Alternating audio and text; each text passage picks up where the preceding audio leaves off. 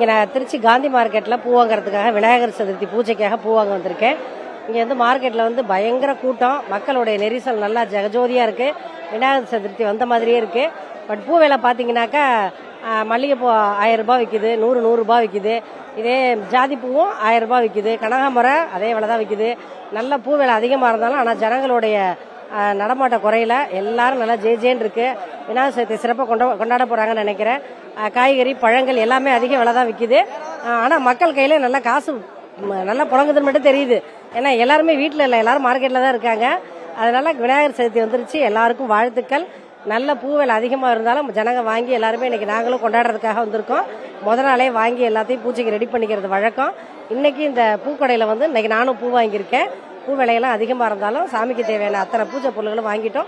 பூ விலை அதிகமாக இருந்தாலும் நாங்களும் இன்னைக்கு மல்லிகைப்பூ, ஜாதிப்பூ, கனகாமரம், செவந்தி பூ இன்னைக்கு எல்லாமே வாங்கியிருக்கோம். இன்னைக்கு வந்து செவந்தி பூ 250 ரூபா விற்கிது. இருந்தாலும் அதை நாங்கள் வாங்கிட்டு தான் போகிறோம். போன வருஷமும் இதே விலை தான், ஒரு 20 ரூபா கூட இருக்கு. பட் இன்னைக்கு விலை அதிகம்தான். காரணம் என்னன்னா வியாபாரிகள் நல்லா இருக்கட்டுமே, அவங்களுக்காக தானே இன்னைக்கு ஒரு நாளைக்கு தானே அவங்களும் வியாபாரம் பார்க்க போறாங்க.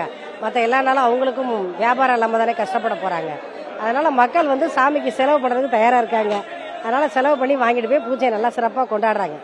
வாழ்த்துக்கள் எல்லாருக்கும். பூ இன்னைக்கு வந்து ஜவந்தி பூ வந்து 300 ரூபாயிலிருந்து 300 போயிட்டு இருக்கு. மல்லிகைப்பூ 800 ரூபா, நேற்று 600 ரூபா போயிட்டு இருந்துச்சு. 500 ரூபா 600 போயிட்டு இருந்துச்சு. இன்னைக்கு 800 போயிட்டு இருக்கு.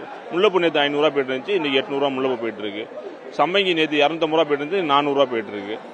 அப்ப அரளி நேற்று 200 ரூபா போயிட்டு இருந்துச்சு. இன்னைக்கு 300 ரூபா போயிட்டு இருக்காங்க. தாமரை 10 ரூபா, இன்னைக்கு 30 ரூபா, 20 ரூபா அது மாதிரி போயிட்டு இருக்கு. கொழுந்து கட்டி நேற்று 50 ரூபா போயிட்டு இருந்துச்சு. இன்னைக்கு 70 ரூபா, 60 ரூபா போயிட்டு இருக்கு. நேற்று காட்டிலும் இன்னைக்கு ஒவ்வொரு பொருளும் ஒரு 10 ரூபா, 20 ரூபா, ஜவந்திலாம் 50 ரூபாய்க்கு மேல கூட பத்துக்கிட்டு தான் இருக்கு.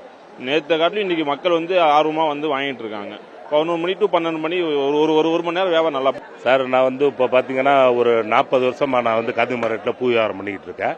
ஆனால் வந்து பூ வியாபாரம் பார்த்தீங்கன்னா நம்ம அமோகமாக நல்லா வியாபாரம் வந்து ஒரு 11 மணி மட்டும் மந்தமாக இருந்துச்சு. இப்போ வந்து ஜனங்கள் வீட்டில் வந்து ஒரு 11 மணி மட்டும் இருந்துட்டு இப்போ 11 மணிக்கு மேலே வந்து ஜனங்க வந்து நல்லா ஃபுல்லாக வந்து அமோகமாக வியாபாரம் நல்லபடி ஆகிட்டு இருக்கு. மக்களும் வந்து முகம் சொலிக்காம விலையை பார்த்தீங்கன்னா ஒரு நடுத்தரமான விலை 200 ரூபாயிலிருந்து 300 ரூபா செவந்திப்பு போகுது. அதே மாதிரி வந்து மல்லிகைப்பூ வந்து 800 ரூபாயிலிருந்து 1000 ரூபா போகுது. ஏன்னா நான் சொல்றது 800 ரூபா வந்து ஹோல்சேல் விலை, சில்லறையில் விற்கிறது 1000 ரூபாய்க்கு விற்பாங்க. அதே மாதிரி முல்லைப்பூ 800 டு 1000, ஜாதிப்பூ 800 டு 1000, கனகாமரம் வந்து 1000லிருந்து 1200. கொழுந்து எடுத்துக்கிட்டீங்கன்னா நேற்றுக்கு இன்னைக்கு எல்லாமே ஒரு 10 ரூபா கூட. ஏன்னா செவந்திப்பூ வந்து செவந்தி எடுத்துக்கிட்டீங்கன்னா வந்து நேத்தங்காட்டி இன்னைக்கு ஒரு 50 ரூபா கூட போகுது. ஆனால் ஜனங்க வந்து நல்லா அமோகமா வந்து நல்லா வாங்கிட்டு இருக்காங்க, நல்லா பிரியமா வாங்கிட்டு இருக்காங்க. வருஷம் இந்த கொரோனா காலத்துக்கு அப்புறம் இந்த பண்டிகை வந்து புள்ளையார் சுத்திங்கிறது நல்லா அமோகமா வியாபாரம் நல்லபடியா நடந்துகிட்டு இருக்கு சார்.